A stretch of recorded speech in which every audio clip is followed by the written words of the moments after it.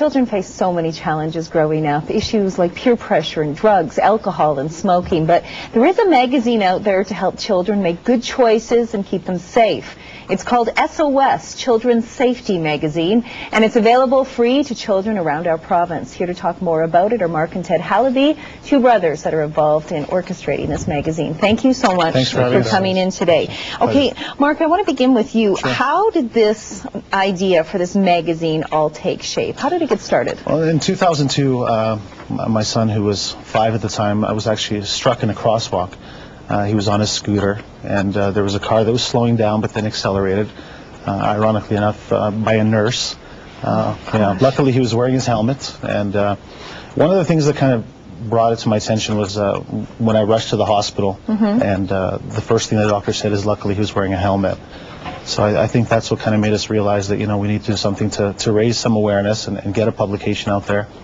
And also, in addition to that, Ted being in high school at the time, and different, you know, things he was seeing in the high school environment. So. Okay, so your son is okay. Right. The helmet saved his life. Yeah, it was banged up pretty good, right? But overall? Overall, yeah, he's doing fine, yeah. Okay, so Ted, what kind of issues were you dealing with? Well, during my junior high and high school years, I obviously witnessed a lot of problems being created by drug use, bullying, peer pressure, and gang violence in the schools.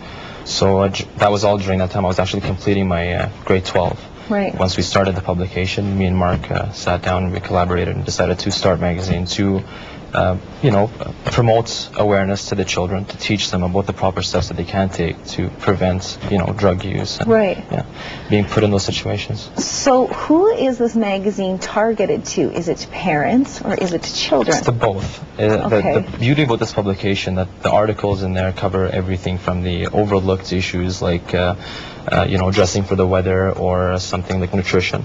And then we do target some of the more important issues like the crystal meth epidemic that we're facing right now as a society, or bullying, peer pressure, gang violence, some of those topics. Now, the great thing about the publication, the unique thing about the magazine, is the characters that we've developed. That way the kids could actually relate to the magazine. So it's all in our delivery system, our presentation of this information. Oh, so are you writing in the first person then? Like having the characters tell the stories? Yeah, we do that in the second part of the magazine. We're working right now actually in our upcoming edition, which will be released at the end of November for Alberta North. And that publication will have a comic in the last part of the publication in the first person with one of the characters.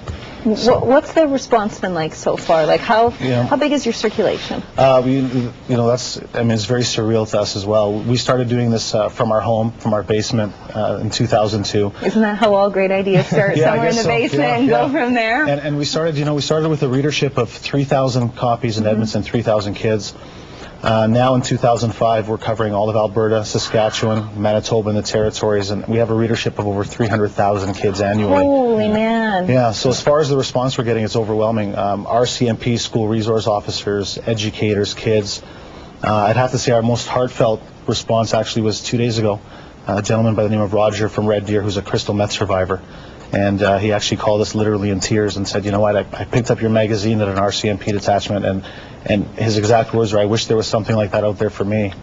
So, yeah. How does that make you guys feel? Well, it makes us want to do it every day. Yeah, I mean, the more response, of course, the more we can do, and it's good to know that we're making a difference. And you are asking the province to send this magazine to every child in Alberta? Yes, absolutely, yeah. We've kind of put together a plan right now and forwarded to Premier Klein and Mrs. Klein, and, in light of their announcement in Red Deer of the war on crystal meth. We think there's a need for the magazine. It really saddens us. Sometimes we have to turn away a school or turn away people because being privately funded, we can't cater to everybody. But we feel that if people in Fort McMurray or Slave Lake or Peace River or Calgary see a value in the magazine, we're confident the government will too. That's right. You just need that boost. Absolutely. If you would like more information on this magazine, you can go online to the website, www.soskids.ca. Mark, Ted, congratulations. Thank you so much. Fabulous idea, and good luck. Come visit us in a couple of years and let us know how things are going. Sounds great. Thanks.